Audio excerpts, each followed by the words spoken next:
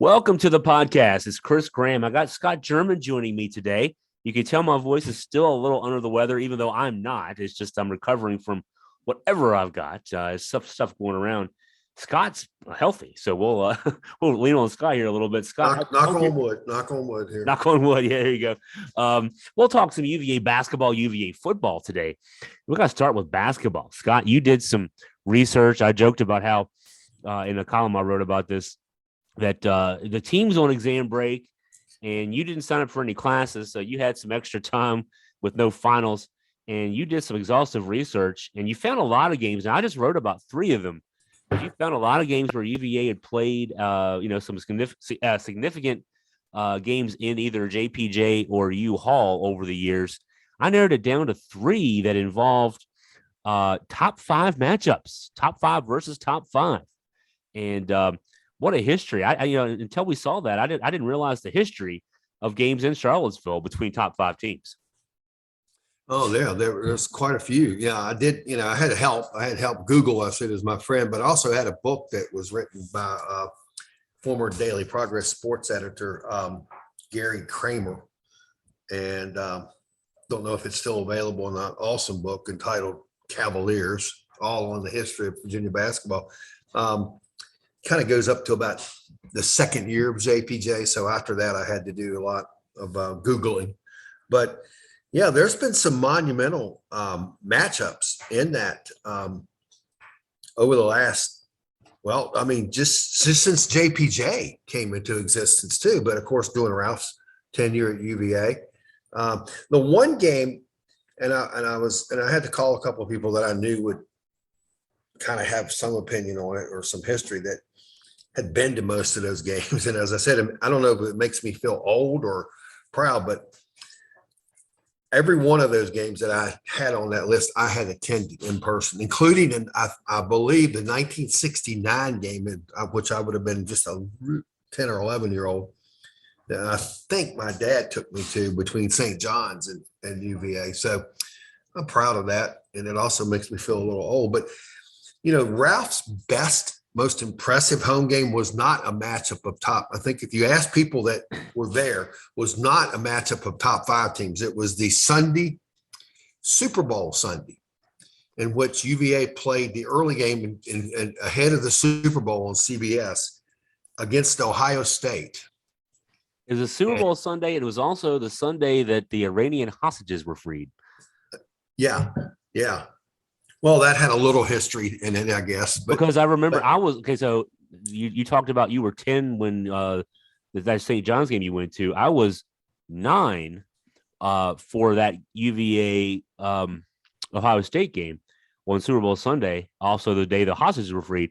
So I was watching it on TV. I didn't get to go to a game until I was a student at UVA in the 90s. But I was 9 years old. Also, so I was a big sports fan and also a big politics fan at 9 years old. Yes, I was a weird kid. And the game broadcast of that nationally televised game was interrupted by the news that the hostages had been freed. So, that was a very momentous day. Yes, I do remember that. But I had far more important things that day, that UVA Ohio State game. And in that game, just I saw a couple of interviews that Clark Kellogg had done since. He basically said he was completely undressed during that game. Well, that was the game where Ralph caught the alley-oop pass above the square. Yeah, from Jeff Jones. Yeah, above the square, above the basket there. Yeah, that was very memorable as well. That was everything happened that day. Yeah, and we had good seats, lower level of U-Haul, and Jones takes the ball across half court. No shot clock, right? Right. Game clock was not expiring.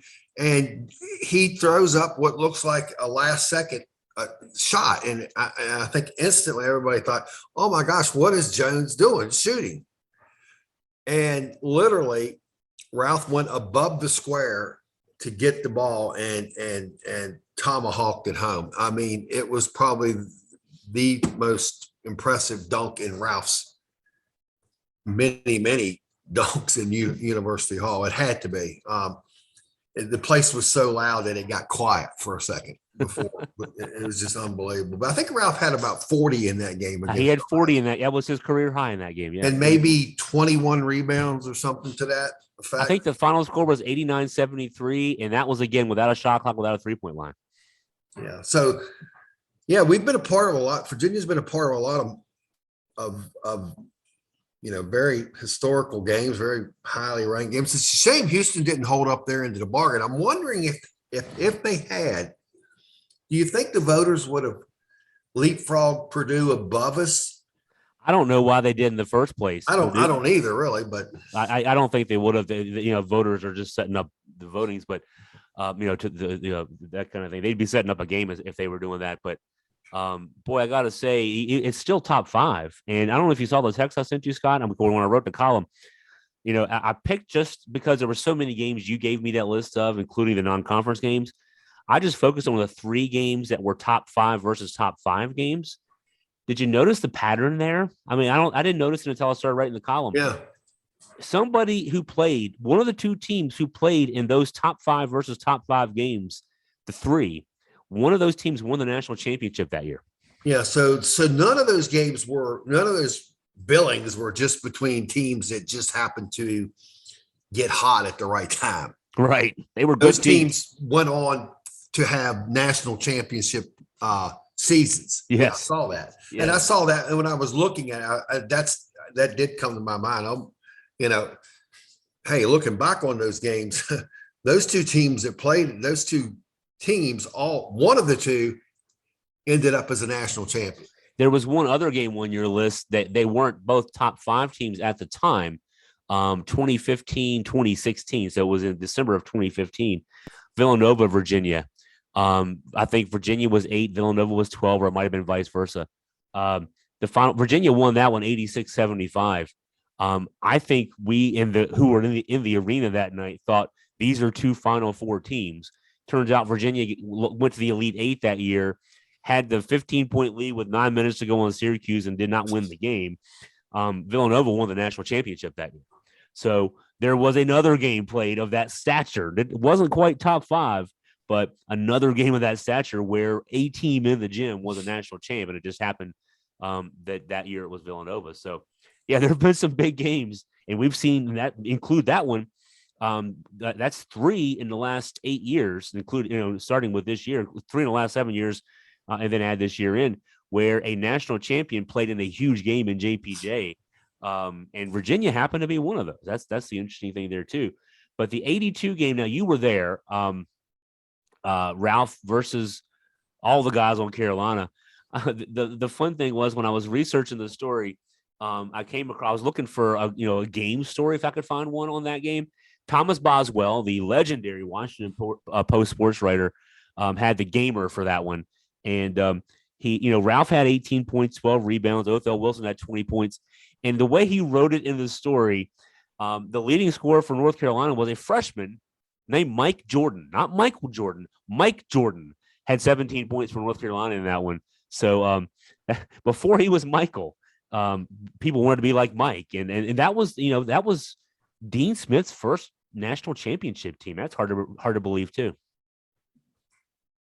Yeah, that is. I did not realize that. So Mike Jordan gave Dean his first national title. Yeah. One thing I wanted to, before we jump into talking about Houston, read an interesting story today.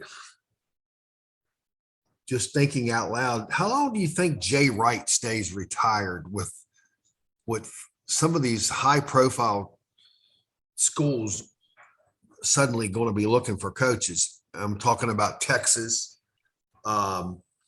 Louisville, quite possibly, even though they're only in their first year under their Kenny Payne first year. But I mean, they're horrible. They're beyond horrible. Some other jobs, Georgia Tech job, probably going to come open. Speculation that Boeheim, this could be his final go around. I mean, there's some pretty high profile jobs. I wonder if Jay Wright rethinks about being retired. That's a good question. You know, It'd be I my would first choice on all those jobs. if he has interest would be the only thing. And you can tell I'm dealing with a voice issue right now. If he has interest would be the thing, I think, because you know he is in his early 60s, I believe, and he just gave up a job. Now, Bronco Mendenhall from Virginia did a similar thing. Bronco's in his late 50s. Um, you know, you might get to a stage if you're Jay Wright or Bronco or a guy like that, and you say, you know, I'm feeling burnt out. I've been doing this for so long. And then you take even a few months off, not even a whole year. You might start saying, man, I missed that, you know. I want to get back into that. And maybe it wasn't so much where you were, or you know, what you were doing as to where you were. Maybe you just kind of got tired with it and you just decide, you know what, it wasn't so much that I've, missed this and can't do this. And then there's the challenge of, you know, if somebody hires you, if one of those high profile jobs hires you, you know, you gotta bring your thing there. So that could bring that refreshed energy. And I can see a guy like that doing that, not knowing him personally. I can just see that being the case. Yeah, and you know these coaches are driven. You know, I'm sure all these are attributes that driven. They like the challenge. Um, he's not, 60 is not old by any means, and if he did it right, he could position himself to leave the program to one of his assistants, Yeah. this type of thing. So I think there's a good possibility that Jay Wright is back on the sidelines next year. It's just a I matter of where. I think Dick Bennett did something like that when he left Wisconsin. You know, he took him to the Final Four and then left. He went to Washington State a couple years later, and then left that job for Tony, and then Tony built it into something where he got the job at Virginia. So yeah, I can see that happening too, where you know he goes and does a good job for a few years, and then hands it off to somebody. That'd be very similar to Dick Bennett. It's don't discount that. You heard it here first. Jay Wright's going to be somewhere next year on the sideline. He's going to get his agent if he still has one, which I would assume he does. His agent is going to get some calls. Let's put it that way. Yeah. So I wonder. I'm sure getting information from UVA camp. I tried my best this week, but I probably would have had a better luck trying to get information out of the White House about whether Biden is running again for office to see if what the possibility of Beekman playing. All I'm hearing is day to day on Saturday. Any updates? No, I just saw that Jason Williford addressed this and said the same thing. Day to day is all I've heard. So it's not surprising. Jason's been around Tony long enough to know that that's all he's going to say. Yeah, and it's one of those things where, you know, if he is going to play, I'm going to let you talk for a second, Scott, because I got to cough again. Sure.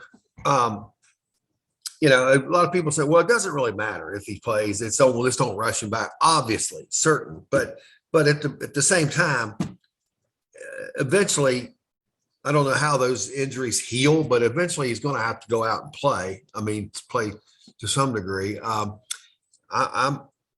thinking with a healthy Reese Beekman, that's going to be a game that is very winnable for UVA. Without Beekman on the side, on the floor, we're going to see it could be a long day for UVA because we had a challenge against JMU, and without Beekman for 37 minutes. So without Beekman against a team like Houston, that might be a pretty tough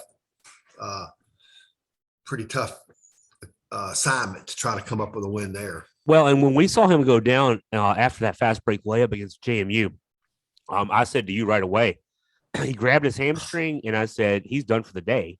And the thing about hamstrings is you there's nothing you could do about them. I mean, with an ankle, you can tape it up, you can do rehab, etc. I mean, with a hamstring, you just have to rest it, and it's almost like, I mean, if he's not 100%. Saturday morning when he wakes up, you don't want to send him out there to play this game in December, because the worst thing you can do with a hamstring injury is to try to play through it, because all that does is belabor how long the recovery is. And so, I mean, we want him healthy for the game. We want him playing in the game. It's a big game. You want to win the game, but what you really want to do is you want to win games in March and April. And if he gets, if a weak hamstring gets hurt worse in this game, that hurts your chances to win games in March and April. So that's the question you've got. So for fans out there, I mean, if you don't see him out there on Saturday, yeah, it's going to be disappointing, but know that there's a longer term objective there if that's the case. Right. Win or lose, Saturday is not going to significantly do anything to our postseason chances, but you put him out there not healthy and he goes down again, and you could be looking at a potential season-ending injury to those, because those things are that slow in healing. I do know that. Or season ending or just season limiting. I mean, Reese Beekman at his best makes this Virginia team. That's why Virginia's ranked number 2 right now, is because of Reese Beekman at his best. If Reese Beekman's 50%, I mean, this Virginia team is diminished. We saw it. You see what happens when Reese Beekman's not at 100%.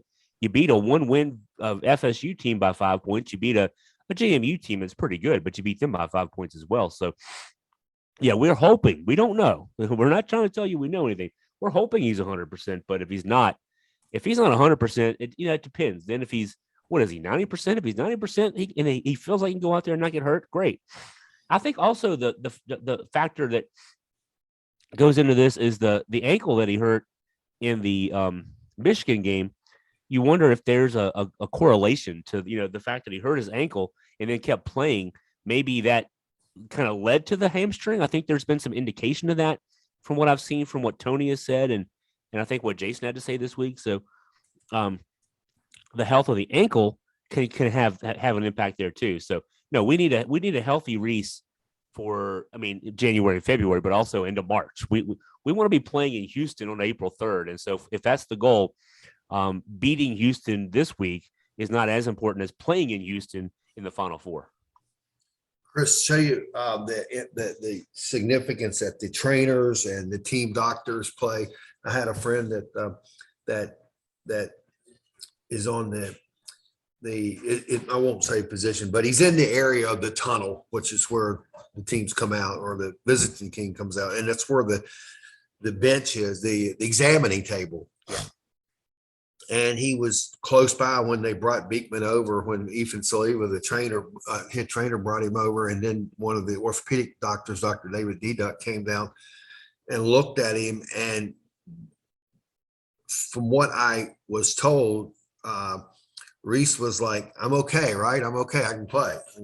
And they had him get up. They had him put some weight on it. And the comment from Dr. Deduck was, not tonight. Uh-huh. So that was it. End of discussion. So I think they're going to err on the side of caution. And even though it would have been 10 days from now, I think if they are the least bit concerned that he's not, like you said, 90%, whatever that magic percent number is, I don't think you're going to see him play Saturday. Yeah.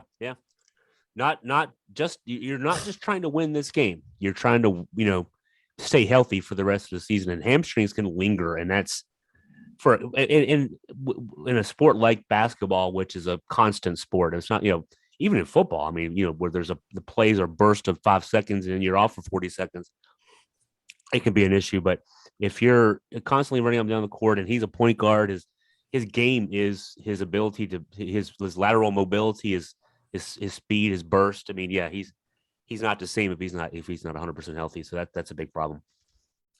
So Chris, I'm going to be honest. The Saturday, I had an event to go to. I watched Houston, and I didn't have a problem turning it off when Houston was up by about 12, and I was shocked when you sent me a text an hour later. What happened that they went from double-digit lead to losing? Defense broke down. Or Alabama was playing better offense. I wasn't watching as much from an analytical perspective as just from a observing perspective, but it seemed that Alabama started hitting shots, and Houston's a team like Virginia that hangs its hat on its defense. Houston's team is ranked second in defensive efficiency this year nationally, And Virginia's ranked a little lower. I think Virginia's 19th this year in defensive efficiency. And yeah, Alabama just started making shots. Now that Alabama team has played some tough games. They beat North Carolina in 4 overtimes a couple of weeks ago. But yeah, Houston just they were up 15, and then their defense gave in on them. So we've seen them win 2 games this year against top 30 KenPom.com opponents. St. Mary's was one of them, and I lost track of the other. But Kent State, actually a top 60 opponent, where they gave up 40 in the 40s defensively. These are scores that Virginia fans are very familiar with. When you see the opponents in the 40s, they're a mirror image team of Virginia in a lot of ways. Their possessions are low, not as low as Virginia, but they're still in the low in the 300s in terms of adjusted tempo. They average 63.5 possessions a game. This game on Saturday is going to be like a Virginia inter-squad scrimmage for Virginia fans. We are used to the kind of game we're going to see. These two teams each do the same thing. They have long offensive possessions. They strangle you on defense. And this game's going to be in the 40s or 50s. But in that game against Alabama, Alabama just started hitting shots. And it happens. I mean, Virginia fans are used to seeing this occasionally. A team just starts Duke one of those top 5 games a few years ago, the 2015 game. Virginia was up, I think, 11 points at the 4-minute timeout. And then Duke didn't miss a shot down the stretch. The defense didn't change. The other team just started making shots. So I think that's what happened in the Alabama game, was just a little bit of what Duke did to Virginia a few years ago. So be prepared for a 51-46 type score. Oh yeah, it's going to be. I mean, it's going to be ugly in a way that both those coaches are going to say is beautiful. Yeah, no doubt about that. What do you think of Kelvin Sampson as a coach on the bench? He's built that program in a great way. I didn't really pay. I know he had other jobs. Indiana, I believe, was one. But if we like Virginia's style of play, we have to like his style of play. And he's doing this in a conference that is not a Power 5. And Houston's legit. They were in the Final Four 2 years ago, the Elite 8 last year. They're number 5 in the country this year, spent a few weeks at number 1. So, I got to say, without paying close attention to him, he's done a bang-up job there. I know he had some issues. I think, there were some, he had at Indiana, wasn't it? He got ended up getting let go because of some NCAA violations involving impermissible number of contacts. I mean, it was one of those rules. It wasn't like he was accused of coaches giving money to players. It was just a lot of text messages and stuff like that to players, that more than what the NCAA allows. But I guess he learned his lesson as far as that goes. And looking at the team he's built a pretty interesting looking team. I mean, they make you earn points. They make you score points. And this year's team, when I looked at them offensively, nothing jumps out at you. They got one guy averaging in double figures offensively. That's the Sasser kid that we remember from last year that had 19 against us last year. It's not like they overwhelm you with offense, but they overwhelm you with defense. And that's what Virginia fans are used to. So, I mean, I can't do anything but admire that. Yeah. Not sure whether this is the last year Houston will be in the AAC before going to the Big 12. So life's going to be a little bit different. Little road's going to be a little bumpier in the Big 12. Yeah. Certainly. Which a lot of people think it's the number 1 conference in the country this year. Basketball wise, I'm not sure I agree with that, but top to bottom, I think it might be. Yeah. Maybe with Texas Tech, Kansas. But should be fun. Should be fun Saturday. That's for sure. I know JPJ will be filled to the rafters. Even though students out, I've heard that a lot of students, the student allotment was gobbled up pretty quickly by the students. So. Yeah, and I think what helps with that is I guess exams are probably over Friday. And so if you're a student who wants to, be in the Who crew, And this is a game. I mean, gosh, I think we have both Duke and Carolina at home this year, but this is a top 5 game. They don't have a lot of those on the schedule. As a guy who was a student in the 90s at UVA, who also happened to live not, my home was 30 miles away, so it wasn't that hard. But yeah, I was there over the Christmas break for these kind of games. One year when I was a student, my first year at UVA, this was bad scheduling. Whoever was in charge of scheduling in 1990, 1991, both the Duke and North Carolina home games were over the Christmas break. This was great for me personally, because I could just drive over, get there 2 hours early, and I was sitting right behind the basket. But from the standpoint of having a great crowd environment, not so good. I think there was a good enough crowd environment. That was the year we beat Duke on a Saturday, and it's the day that it was like a 12 o'clock tip, and Krzyzewski put the Duke team on the bus, got them off the bus in Durham, and made them practice again. Now you can't do that anymore. There's actually an NCAA rule against that. But that was the first of Duke's 2 national championships in a row team. Christian Laettner, Grant Hill, Bobby Hurley, all those guys. But Virginia blew them out in that game. And then there was a game, the following Saturday was Carolina at home. That one went to double OT. Virginia lost that game. But I was there for both those. They were both over Christmas break. And for the kids, if you only have to stay an extra day, you get to stay an extra day to see number 2 versus number 5. That's not so bad. Yeah, exactly. And a lot of kids too that live in Northern Virginia, Richmond, Virginia Beach. So it's not that big, even if they've got through exams early, not that big a drive. So I had a friend and I were talking last night, and he asked me, he said, if you had one, Virginia's 8-0, number 2 in the nation, very easily could have been number 1. If you were to say what moving forward would be the one component that the team has to have, cannot win a national championship without this happening. Just one.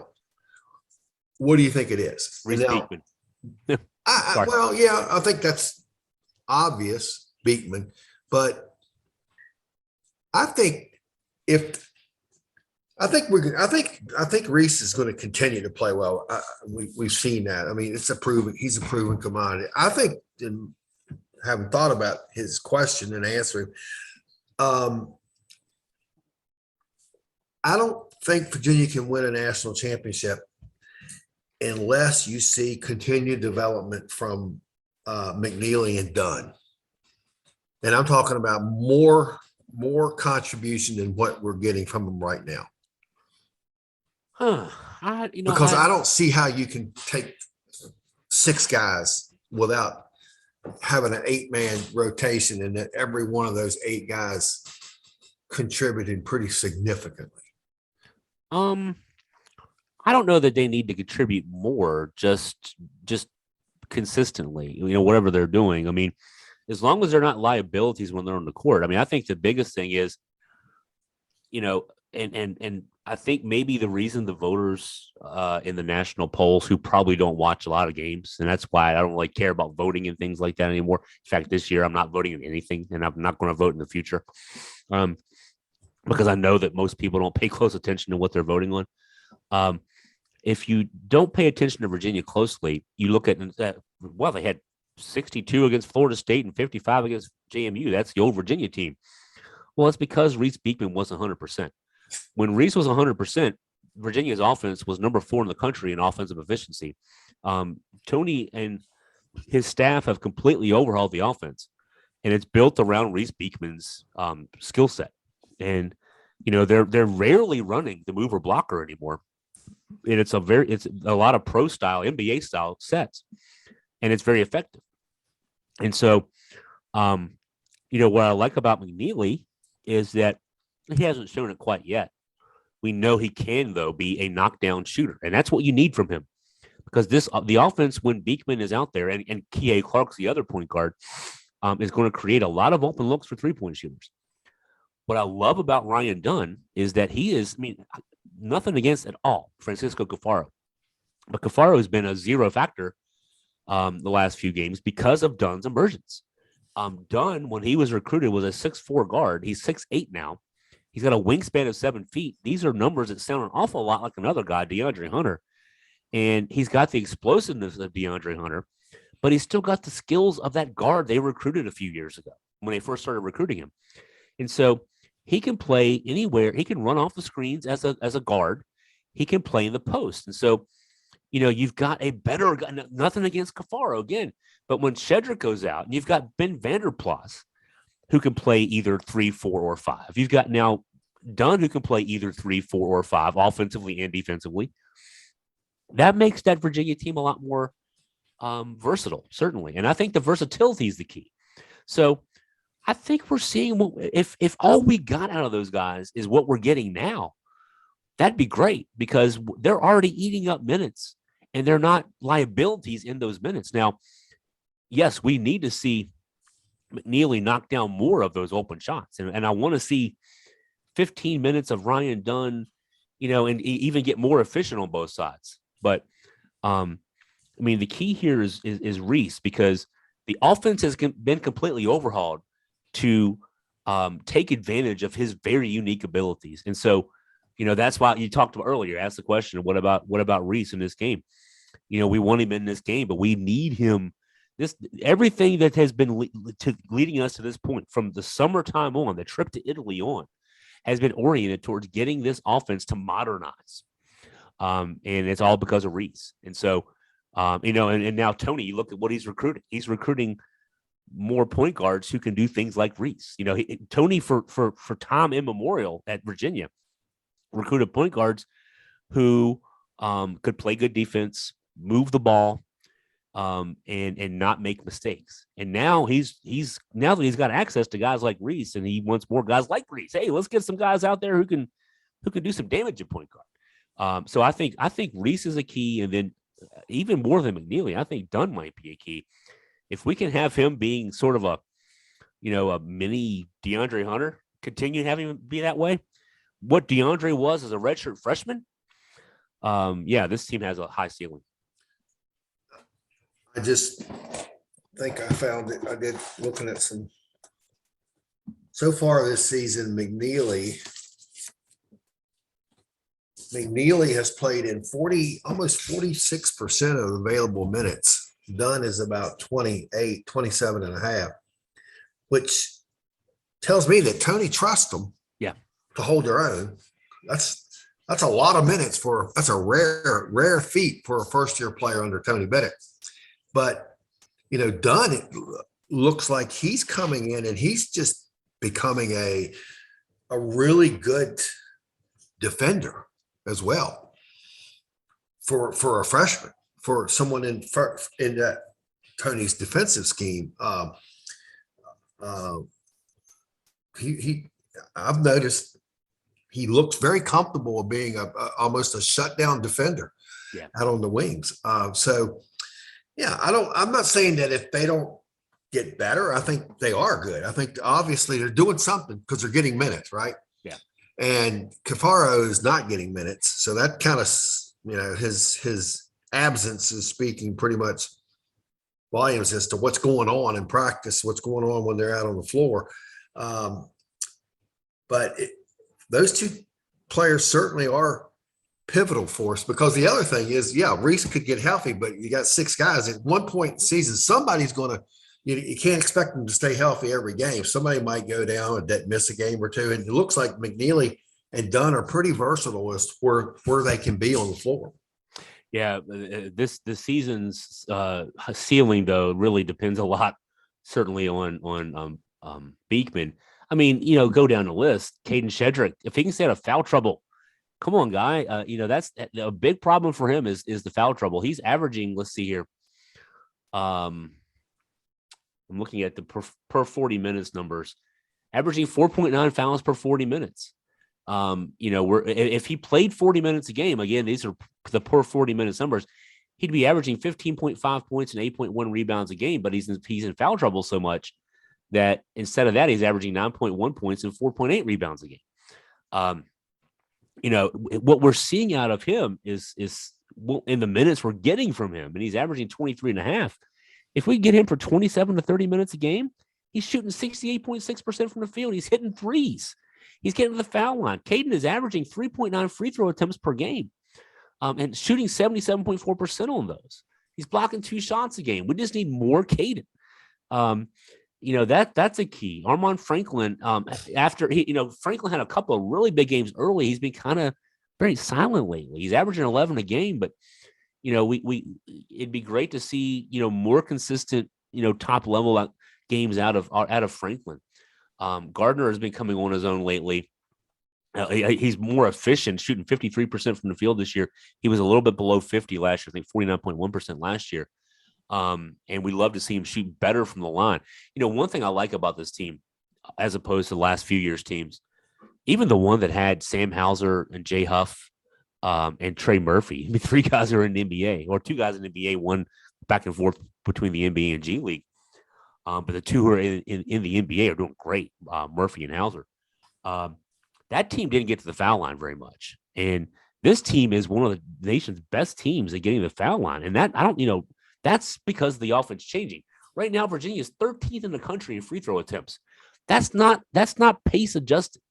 That's 13th in actual trips. Actual trips to the line, with Virginia being 3rd in the nation in fewest possessions per game. And we're still getting the foul line as much as anybody in the country. So, this team is getting to the line. That's something that, really no Tony teams have done. Even the really good ones didn't get to the line like this team's getting. And that's what keeps you from, when you're in a slump, when you're Virginia fans are used to the shooting slumps. But when you're in a shooting slump, but you can get to the foul line. Now, the other night against JMU, we were 12 of 24 at the foul line. A lot of that was K.A. Clark having to play both point guard positions by himself for most of the night after Reese got hurt.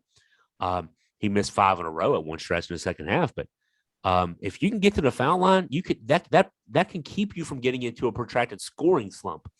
And that's something that not many Tony Bennett Virginia teams have had. Yeah. Getting to the line and making your share of shots, 2 different things. And hopefully the game against JMU was just an asterisk that we'll, as Tony said, we're up until then, we were close to over 70% shooting from the foul line. So hopefully that won't be something that happens very often. But I think Reese is obviously the key. Before the season, we talked about Virginia could make that leap if Reese Beekman became the guy. Well, if you look at what Reese has done in some of the big wins, he has been the guy. So he's done what's asked of him. We just need to keep him healthy now from here out once he gets back on the floor. I think he's been the guy, but it's also in part because Tony is featuring him as the guy. Right. Again, melding the offense to utilize his unique skill set. And, instead of, hey, let's run mover blocker with you and make you run off screens when you don't have the ball, that's not using his skill set very well. This new offense, and there's no name for it. I might be the only guy who's noticed, or at least written about having noticed, because I've done some searches to see what other people are having to say about this. But, Scott, I pointed it out to you at the last 2 games. We were sitting side by side at the Florida State and JMU games. The mover blocker offense works with the 2 big setting screens and then the guards running off those screens. And Virginia is using more, especially the last 2 games, exclusively using these sets where the 2 bigs are setting more pick and rolls for the ball handler. And the ball handler then either gets into the lane for a dribble drive to the rim or kicks it out to a shooter. And so the shooters are standing in the corner stationary, and the bigs are then, creating, it's almost like a 5 wide or 5 out kind of a set. And this is all to say, we know you can't guard Reese one-on-one. And he's taking advantage of that. He's shooting, I had the numbers up here.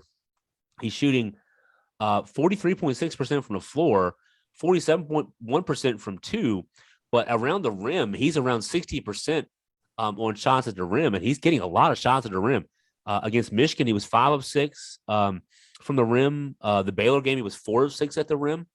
This is a 6'3" guard getting to the rim and making shots against the bigs because he's not really going against the bigs. He's beating his defender off the dribble and getting to the rim because there's nobody there. We're not clogging the middle with all the screening action going on down below. So this offense is basically Tony Bennett saying, I can win a national championship with Reese Beekman being the man. And Reese Beekman has lived up to that to this stage. Yeah, I agree. He has. Should be fun. You know, that one quick note, not looking ahead, but I guess that's exactly what I'm doing. ACC tournament is in Greensboro and the South Regional is in Greensboro. So you're already making some travel plans, huh? Can we just stay down there? Yes. And there was someone I'd read that there was someone had been, again, we're putting the cart way ahead of the horse. Yeah. Well, can you play in the same regional could Virginia play in the same regional if they play 3 games in the Greensboro? Of course can. Yeah. There is an NCAA clause now that says if you play 3 games on the court, on that same court during the regular season, okay, you can't be in that regional. But so the ACC tournament, even if Virginia were to run the whole tournament and play the 3 games, I would assume they're just going to play 3. Let's hope they don't get into the playing games and all that. But because it's postseason, that wouldn't affect them. So they could be down in Greensboro for an extended period of stay in March. There's going to be 2 of the 3 between Virginia, North Carolina, and Duke, and right now it's Virginia and Duke, because Carolina's lost 4 games already this year. But two ACC teams will be playing in Greensboro because of the way they do it now, where it's not Right. The bracketed kind of thing. You can have 2 different regions there. Pods. There's going to be 2 teams there. Right now, if the season was to end, Virginia is one of them. So they'll be playing in Greensboro. They'd be the first one to be playing in Greensboro. On that note, I said this to somebody the other day. The last 3 ACC teams that won national championships lost in the semifinals in the ACC tournament. So you want to win the games, but don't feel too bad if you lose in the semis on Friday night. Because that means it's kind of like this little tease I'm giving now about the last 3 times there were top 5 matchups in JP or in Charlottesville, including U-Haul. A team who played in that game played and won the national championship. It's one of those little things. You just, it's probably coincidence, but maybe it's not coincidence. Who knows? Yeah, there's something happens more a few times. It becomes more than coincidental. Exactly. There's a pattern there. So I know we talked about Houston. I know we have. So where do you think? I'm still saying Brennan Armstrong to Cincinnati, but you're thinking maybe NC State, Oklahoma State. I'm thinking if he's going to play that 1 year, he's going to go closer to home. Well, according to On3 Sports, he's got visits planned to Oklahoma State and Wisconsin. And I throw NC State in there as well, but let's talk about Oklahoma State and Wisconsin. Both those schools had veteran quarterbacks who, like Brennan, are leaving. At Oklahoma State, they had a 4-year starter, Spencer Sanders, who just decided to leave. He's entered the transfer portal December 5th. At Wisconsin, it's a guy named Graham Mertz, who has started there for 3 years. So Brennan started at Virginia for 3 years. NC State is an interesting one, too. Devin Leary was the preseason player of the year in the ACC this year, got hurt in the 6th game, and he decided to transfer. I thought if anything, he would be going to the NFL draft, but he's going to the transfer portal. So the reason I'm throwing NC State in there, Brennan has not officially set a visit there, but that's where Robert Anae is the new offensive coordinator down at NC State. The merry-go-round that started with Auburn hiring Hugh Freeze from Liberty ended, to this stage at least, with Robert Anae at NC State because, let's see, Auburn hired Liberty coach Hugh Freeze. Liberty then hired Coastal Carolina's coach Jamie Chadwell. Coastal Carolina then hired Tim Beck, the offensive coordinator at NC State.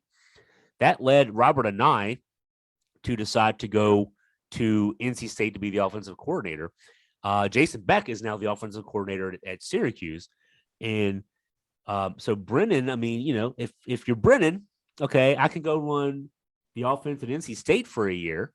I know the offense better than anybody can know it because it's Robert and he's going to be calling the plays. They've got two freshmen who started combined the last 6 games of the season for NC State. But if I'm Robert and I'm choosing between 2 freshmen, I've got to teach the offense, or a 5th-year guy who knows the offense in and out as well as I do. If Brendan wants to go to NC State, I would think he's going to NC State. But also Wisconsin, Big 10, Oklahoma State, Big 12. You're throwing Cincinnati in there. Let's just say that our boy Brennan has got some choices.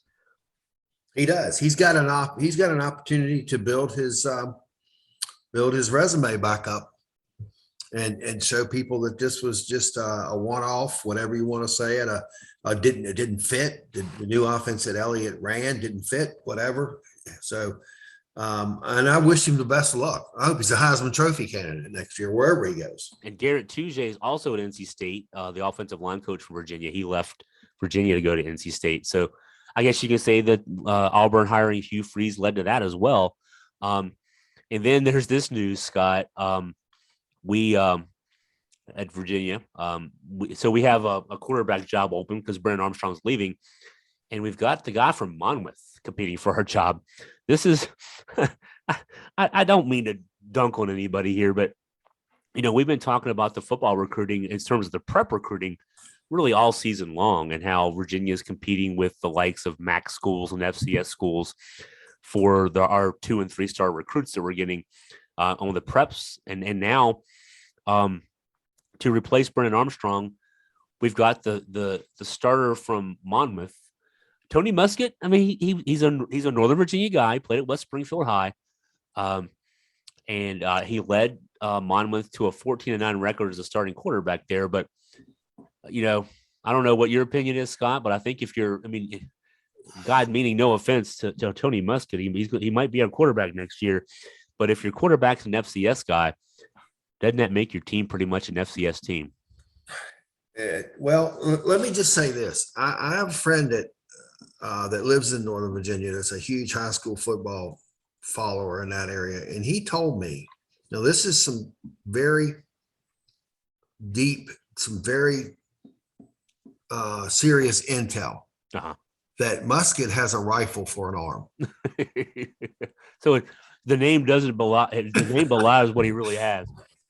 He doesn't have to. That's my last. That's too easy. That's low hanging fruit. But he doesn't have to muzzle load, is what you're saying? Yeah, it doesn't. But in all seriousness, I mean, the program is in bad shape right now, Chris.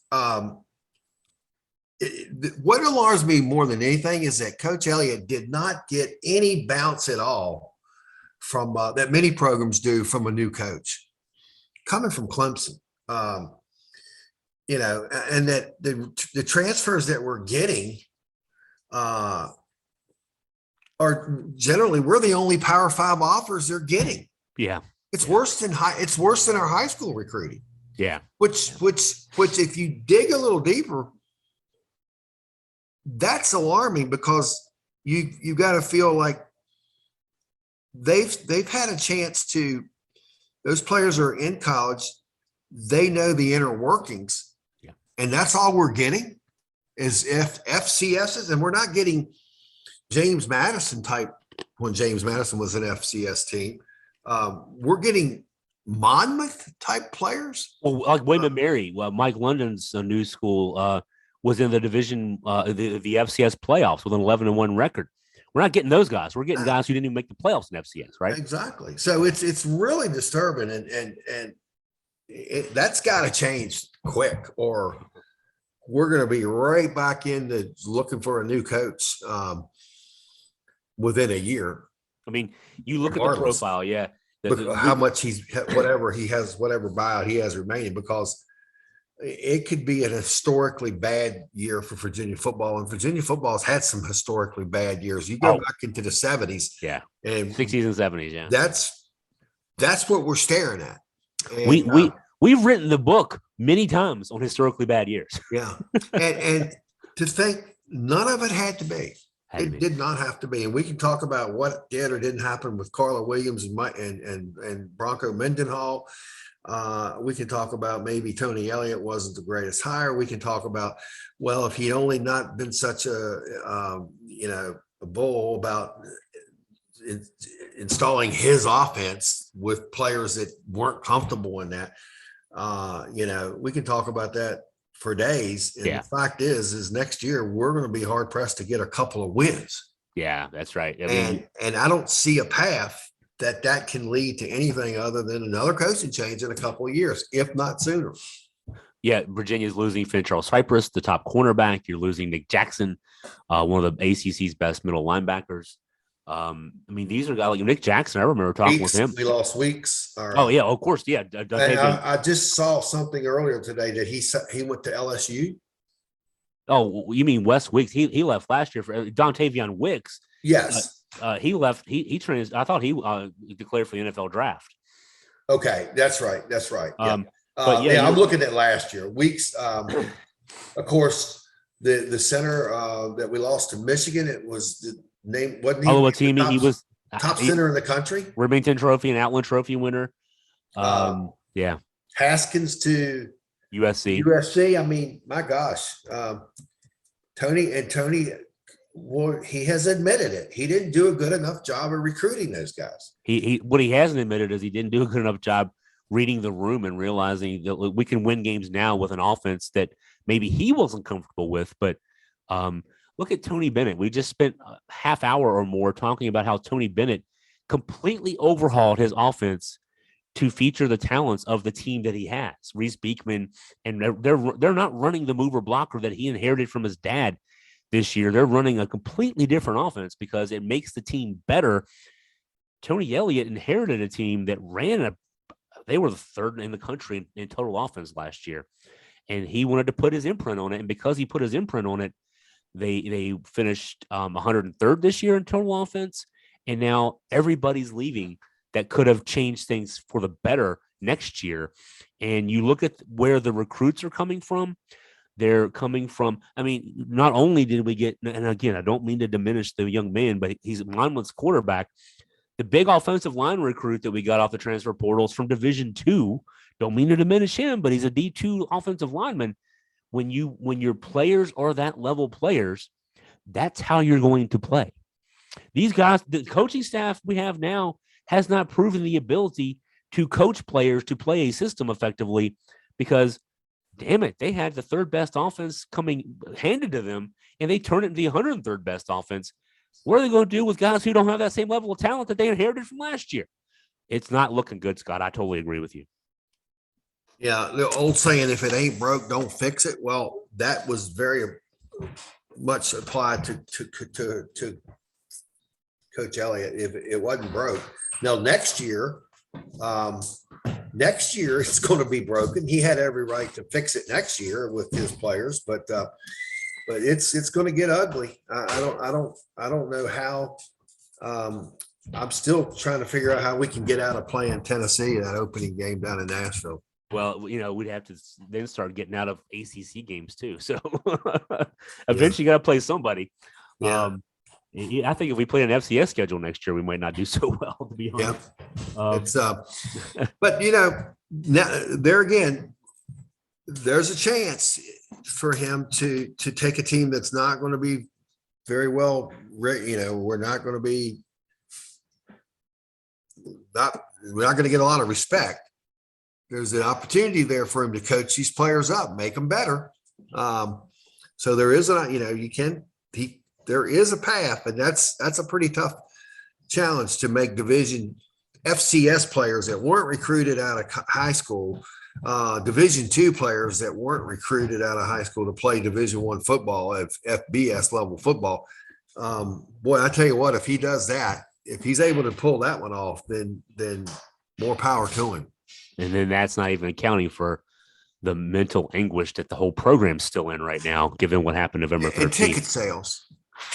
I mean, we're looking at a situation next year, Chris. We may be looking at low 20,000s for some of our games. I know we actually saw that last year, but I'm talking about even the inflated numbers being in the low 20,000. Yeah, you almost wish that the first game was a home game, because there'd be a lot of emotion after what happened November 13th for the first home game. No matter who you're playing, there'd be great attendance just because it'd be the first game. But that will go away on the road down in Nashville against a Tennessee team that's going to win overwhelmingly in that game. And by the time Virginia has its first home game, it's not going to have the special nature of it. It's the first game that we've played since that tragedy happened. And it's just going to be reality of, man, we just got beat 59-0 by Tennessee. So yeah, we're not even going to get the emotional turnout for a first game, I don't think. Coming after the horrible tragedy. So yeah, and then it's just going to be a depressing season from there. But hey, I want to end on a high note. Number 2 versus number 5 on grounds on Saturday. Let's leave it there. How about Scott? Yes, absolutely. Your thoughts? I mean, obviously a lot hinges, and we don't know about Reese Beekman's status. I've not been this nervous about someone's status since Ty Jerome. Remember going into that Duke game that we talked about, 2019. Ty Jerome had gotten injured in I think it was at NC State, and it was one of those weird ones where we had a week off because of the ACC schedule. So there was like an 8 or 9 day period. Ty had gotten I think maybe it was an ankle injury, and I remember coming to that Duke game, and we were there 2 hours early, and he didn't come out for like pregame shooting, the pregame shoot around, and then he came out like with the layup line, and we're like, "Hey, Ty's healthy! Ty's healthy!" And we might be like that on Saturday. If Reese comes out, we're going to be there 2 hours early just to see if Reese is out there. Okay, what is he? Is he in sweatpants? No, he's got shorts on. Hey, he's going to play. There's a level of excitement about that. But so prefacing that, your thoughts on Saturday, win lose. Well, it obviously with Reese, we a healthy Reese. I feel like we win. We have the home court advantage. We play well in JPGA. We win the game. Without Reese, it's going to be a real challenge for us.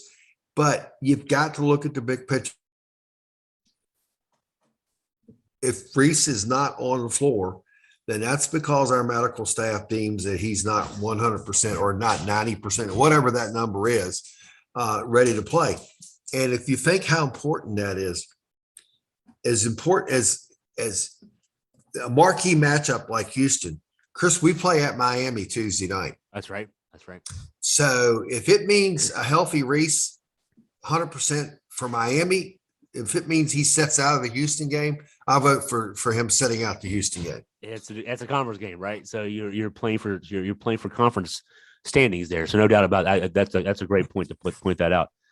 I somehow made it through about an hour-long podcast for the most part.